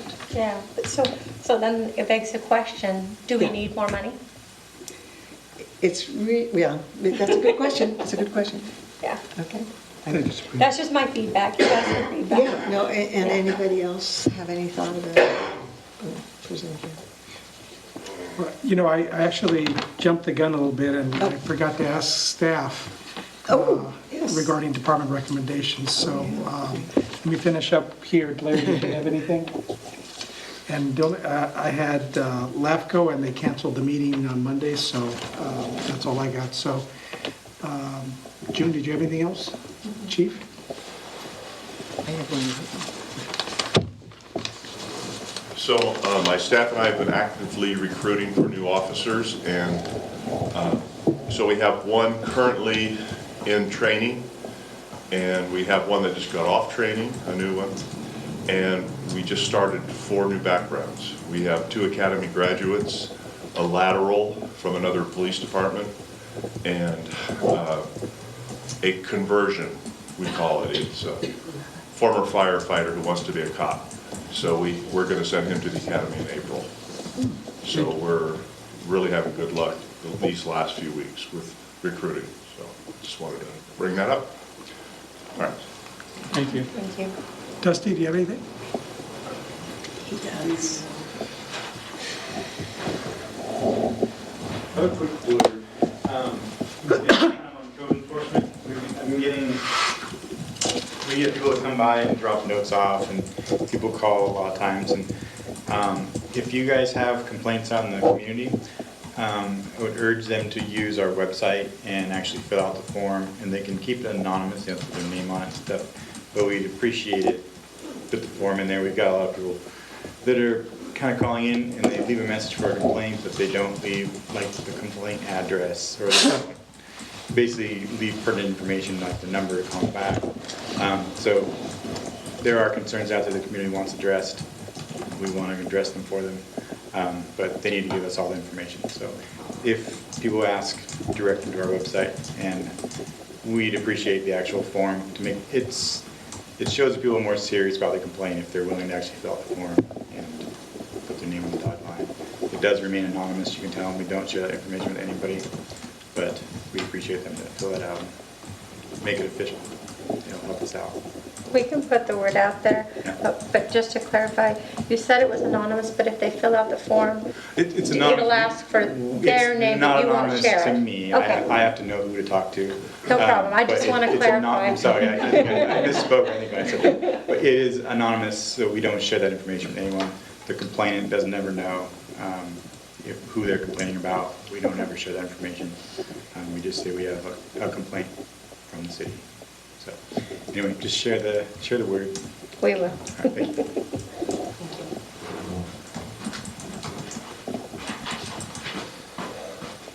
Dusty Dooley, I'm your Community Development Director. Just real quick, there's an upcoming training opportunity that's specifically to inform decision makers on planning matters. The conference is February 1st at Sonoma State University, and I'll send you an email with some more details. But I do encourage some of you, all of you, to attend the meeting. I spoke with our city attorney and understand that it is okay for more than two, all of you to attend this conference. There was a recommendation that we go down in no more than pairs of two to avoid violating the Brown Act. It's Saturday, February 1st from 8:30 to 1. I've attended the conference in the past with other county decision makers, and from their testimony, they did find it of value. It's one of the few local conferences that's really tuned towards informing decision makers like What's yourselves. the title of the conference? Say that again? The title, what is it? The Sonoma State University's 36th Annual Planning Commissioner Conference. Topics include wildfire and land use planning, evolving state and local roles in housing. There's always an update on recent legislation. They're also including topics on local planning to reduce greenhouse gas emissions. And then there's a number of speakers here. And what I'll do is I'll just send you an email with a link to it so you can take a look at it. I did check with our city manager. We do have money in the budget to send you if you like. It's probably one of the bigger bang for your bucks. The class is only $85, which is relatively cheap compared to some of the other training opportunities out there. Not sure if I'll be able to go down or not with it being on a Saturday, but 9 to 1, is that what you said? Said The time of that day? 8:30 a.m. to 1 p.m. Yeah, okay. I'm interested. Give you breakfast. I think That's important. I have to look at my calendar. So I'll send you off an email. You'll get that in your box. Maybe just let me know if you are interested in attending. I can help get that organized and work on some transportation. Will you put a hard copy in my mailbox? Because you can't email me. Thank you very much. Faster than a Send me postal one. service. And unless you have any questions, don't ask me about the vacancy ordinance until next meeting, please. I'll go sit back down. I'm sure if we attend, we're going to have lots of questions. Kathy, do you have anything? I have a couple items, yes. We'd like to take this time to thank the California Conservation Corps for working on our fuel reduction program that is taking place at the airport. They're in the process of taking out trees and brush, which is much needed. So they have been great about doing that. It doesn't cost us anything. Bill actually talked to the supervisor tonight and personally thanked her for sending the crew up and getting this done for us. We'd also like to say that we have a brand new tenant at the airport, so we are finally in the first 3 years, for the first 3 years, are full in our hangars, so that's good. And I believe that you all got your Form 700? Yeah, okay, perfect. Emailed to you. I'd like to get those all filed by the 15th of March if we can. And if you have any questions, let me know. Larry will get yours done. That's all I have. Jim? Just wanted to tell you that staff received a notification from a storage facility in Ukiah where we keep Remco boxes. And we have like, I think 50 to 70 bankers boxes of old Remco files that were taking up too much space at the city. And so probably in about 2005, we moved the boxes down to this facility on Ore Springs Road. And anyway, the owner of that facility is retiring and told staff that he's retiring in March and you're going to have to find something else to do with these boxes or shred them or destroy them. And anyway, so I haven't had a chance to talk with Stephanie about this yet. And I don't know if you have any thoughts about this, but these are records that were probably produced at the very inception of the Remco problems in the early 90s and go through about 2015 or 2005. So I think they span about the first 15 years of that case. But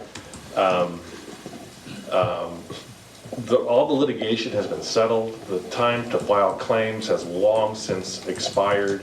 The property has changed ownership. No one has looked at any of these records for about 14 years. About 14 years ago, someone named Ken Berry came in and requested that he be able to inspect these boxes, and he did that for like a day or two. No one has touched these since, and we're paying like $45 a month to keep them at a facility that no longer wants them.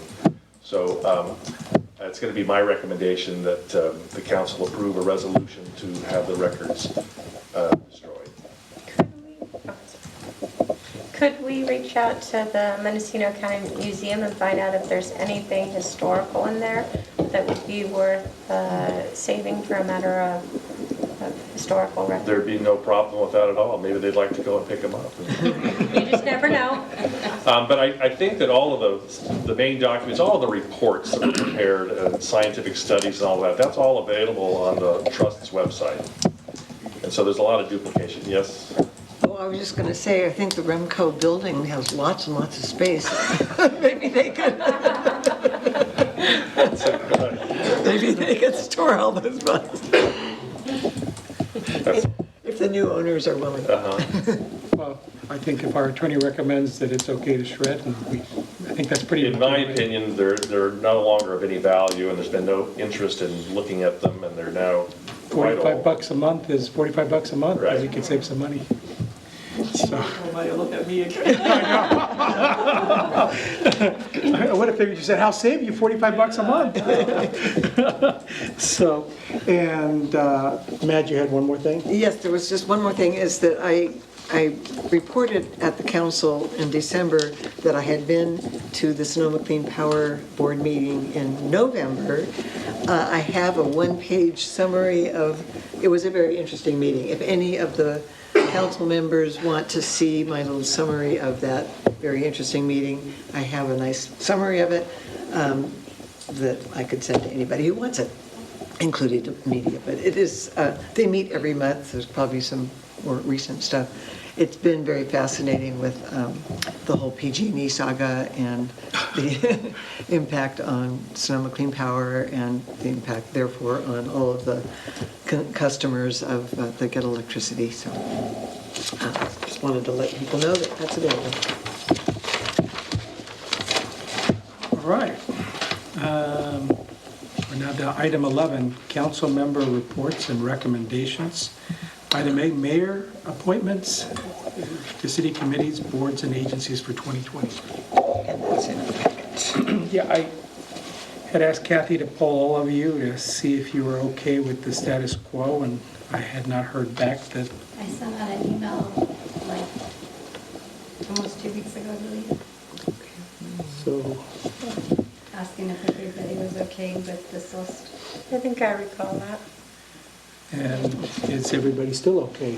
The only question I had was on, most of these we've heard an update, but the Little Lake Fire JPA, Yes. we haven't had an update since that committee started meeting, and I was wondering when we might expect to hear something as a full council. We met, was it on Monday? We met on Monday. The whole purpose of the meeting, or the whole purpose of the ad hoc was to discuss several issues. Number one was funding. They were also interested in, we had talked to them about funding from our marijuana excise tax money. And I think we came to an agreement that we're going to be bringing back to the council. Okay. And I think the plan was, that we would discuss it during our goal setting, because I think it went beyond, and I told them that I was not interested in collapsing the ad hoc, because I think there's some other things, whether it be the ambulance thing or something else, that we could collaborate with them on. And they were okay with continuing it at the moment, because normally ad hocs, once you're done, you kind of stop. And this all was born out of a couple of years ago, and I think Ornstein and I were first on there, was that they were looking for different revenue sources, because their role had expanded from just fighting fires. They were doing more prevention, and so that was the original intent of the ad hoc, to look at either additional funding or how their role played with the city, now that things had changed a little bit. They're now required to do certain inspections of the schools, et cetera, and they're under more pressure to do that sort of thing.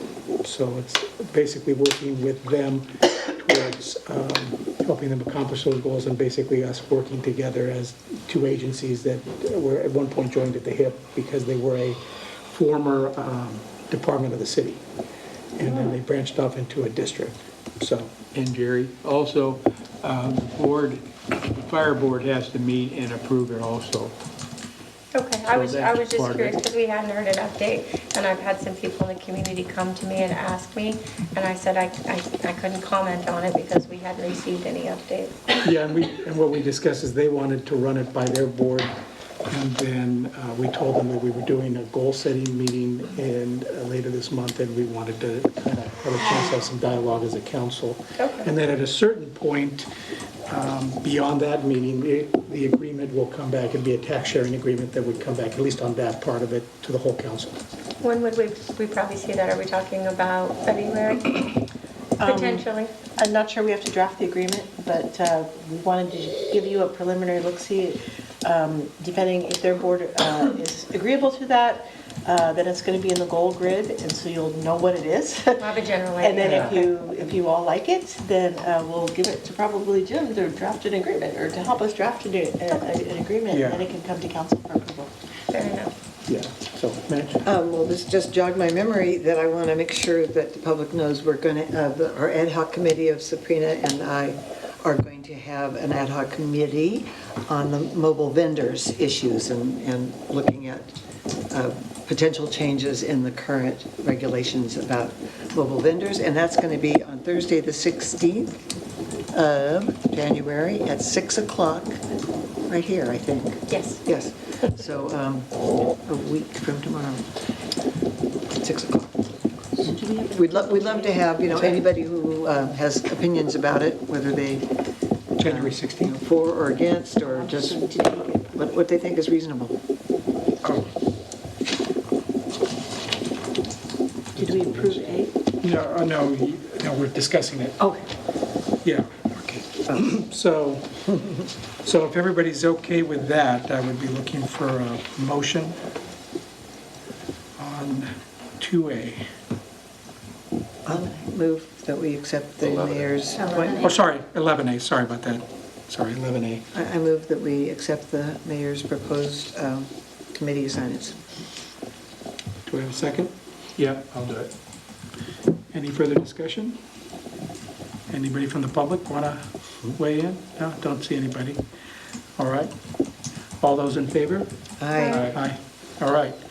Now, item 11B, resolution appointing representatives to represent and vote on behalf of the city at the League of Cities, division business meetings and division legislative committee meetings. And the reason is that the league wants to know that you're authorized by your city to vote on things that come before it. So that's the purpose. And since you're the representative and Larry is the alternate? Yes. I would nominate the two of you to be our representatives. Could I ask a question? Sure. I noticed that in the resolution, it says, now therefore it resolved. It says for 2019. Good catch. Thank you. And it doesn't have, there's no end date specified.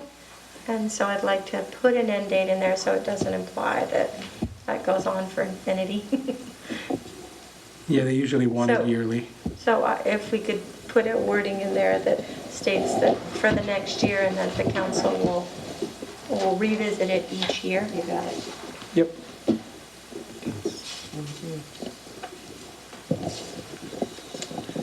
Good catch. And I've already set up for a subcommittee that I attend, that'll be in Sacramento later this month. So, and that's I'm on the, I was drafted into the Public Safety Committee as part of that. So they ask for each region of the league to volunteer for different committees. Yeah. And so there's the one that actually interests me, but it meets at the same time as the planning one. There's a lot of planning stuff and housing stuff that comes on. And a lot of times we get to sit in on the initial where they talk about all this legislation that's going to happen and how everybody wants to go for it. And it's always, the league wants to push forward things that are good for cities. And so while it may sound really good, but it may be bad for a city, then that's usually and there's some where they just don't go any further. So they'll usually get direction at the regional meetings, but at these policy committee meetings, they basically move stuff forward to send to the locals. So, all right, so I have a motion and a second. I don't have a second.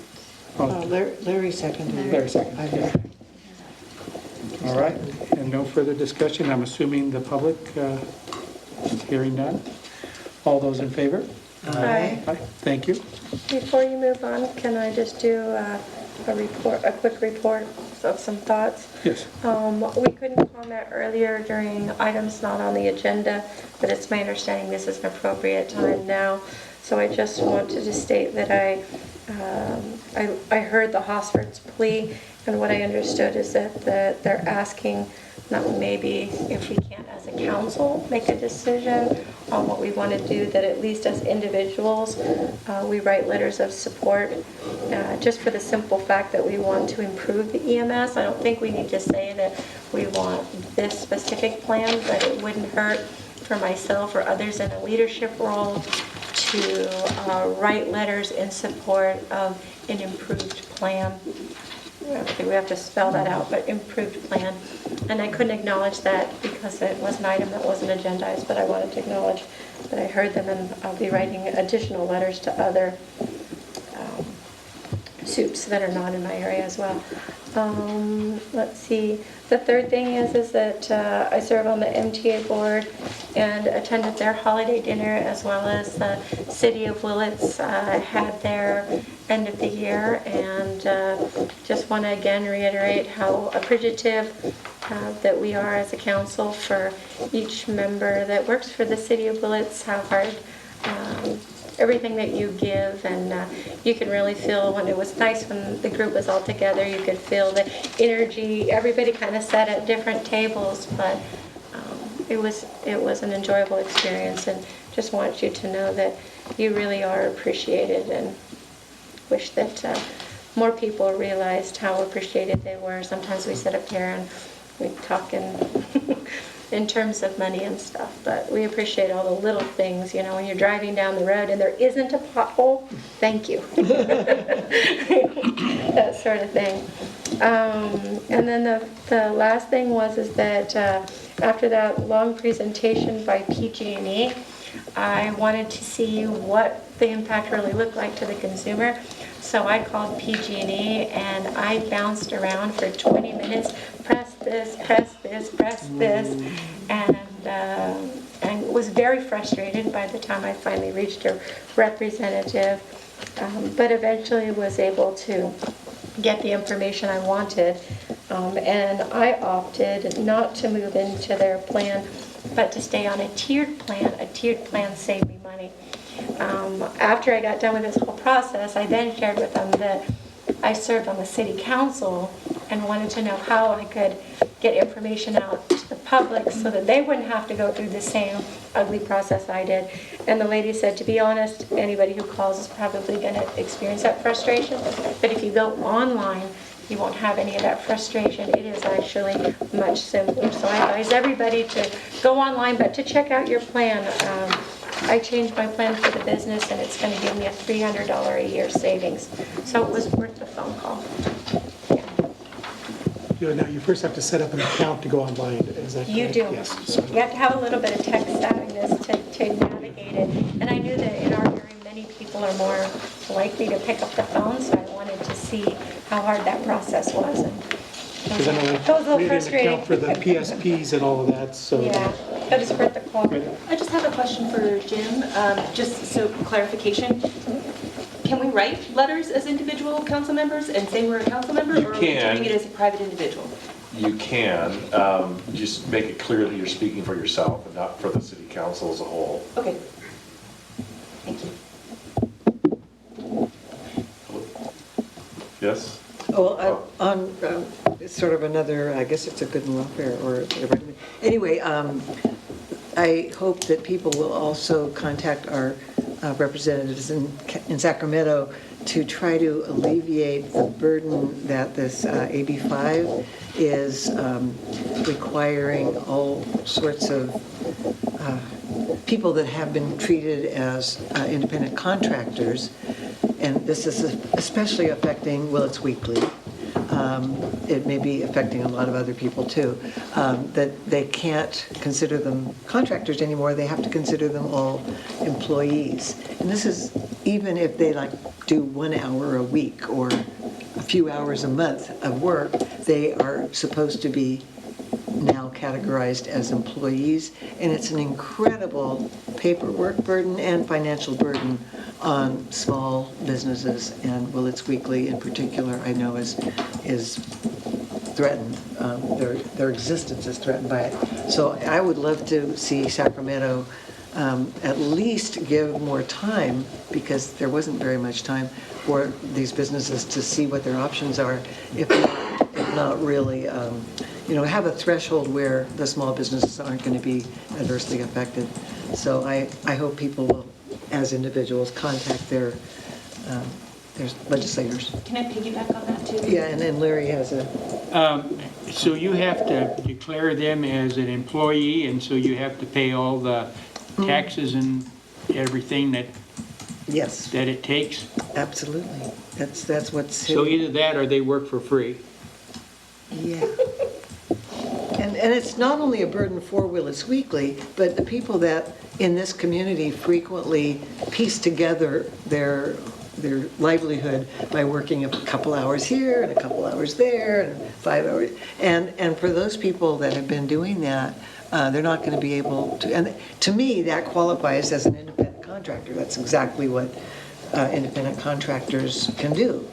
But the other option they have is to become, well, anyway, it's very complicated and it's very burdensome. They can become an S corp and go right out. It's will be on us. And I would just like to encourage anybody from the public who wants to contact their representative about this issue to use the words micro business versus small business, because most legislators have no idea what micro business really is, and that's those of us who have fewer than 5 employees. And when they talk about small business, that's anyone with 100 employees or less. Huge difference between an organization with 100 employees versus 5. or 3. Yeah. So they need to hear the message loud and clear that when they pass laws, they have real impact on micro businesses. The vast majority of businesses in Mendocino County are micro. So they need to hear that distinction and know that it has real repercussions. Yeah. Then I have one other, I guess it's good and welfare. On the 18th and 19th of January, there's going to be acorn planting in Redwood Valley in the areas that were devastated by the 2017 fires. And it's all a volunteer thing run by the Mendocino County Resource Conservation District. And a lot of young people are showing up to do it. And I did it in November. It was really fun and very, heartwarming to know that you're replanting oaks in areas that got burned. So if people are interested in that, and it'll be in the Well newsletter that's coming out later this week. And many other things are going to be in the Well newsletter too. Larry, anything else? Question for all of you. I sometimes get things from the league, not directly to me, but it's addressed to mayors and council members. Are you guys getting that? If not, I need to make sure. Is it from Sarah, Matt? Yeah. Anything from Sarah I'm getting.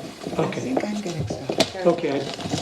So you would have all gotten something from her on the Wiener SB 50 or something? Yeah, today. Oh, yeah. Okay, so you are getting those. I had a question because I feel like I don't want to bother Kathy to resend those to you guys, but some of those come in as kind of, so when you look at writing letters, sometimes some of those affect us as a city. And so as long as you want to write letters, then that's important. I mean, we can, when the league meets, they will come up and they'll say this region of the league opposes this, and they'll go to the state, and then the state drafts a letter, but they also encourage individual cities. And some things are more important to a small city than maybe San Francisco or vice versa. But sometimes stuff comes out of the big cities that kind of gets thrown down, or kind of like this independent contractor thing that maybe makes sense for a place like San Francisco because they can jack up the minimum wage because it's San Francisco, but a lot of the small places they can't afford it. So that's important. And I get what you said about the Hosfords, and I don't think that is going to go away anytime soon. And it is complex because of the whole funding thing, and the impression I got when Madge and you were on the phone, it was kind of a mad scramble, and then I think they're still trying to decide what they want to do. I know the fire chief had weighed in a meeting I had, and there are some issues, and I know that the hospital has. I think everybody's kind of positioning themselves to what works best for them, and in the end, I think we have to worry about what works best for the community. I believe that the Board of Supervisors has an ad hoc committee on this subject, and I don't know when their meetings are going to be, but that would be a good place for people who are concerned to get what is the latest. And then I guess the city of Ukiah was doing an analysis because nobody else was doing it, which that will obviously go to that ad hoc committee too. So we should find out when that's meeting and maybe... Well, and I know that when we came away with, and I think, Stephanie, you were still on the phone before you had to leave, that I don't necessarily think that the county is going to want to take what the city of Ukiah is looking at. It's honestly, I think that Ukiah is looking out for Ukiah and maybe the city's point of view on this, and the county's looking at it from the county standpoint, and in between, I think the public's still waiting. And then throwing in there the current state of affairs as to how ambulances are dispatched is still out there, and that's basically, I think the fire chief gave an explanation as to how that goes. So it's a complex issue that I don't think is going to be decided next week, so to speak. So, all right, that's all I have. And we do not have closed session, Jim? Correct. So I guess we can move for adjournment.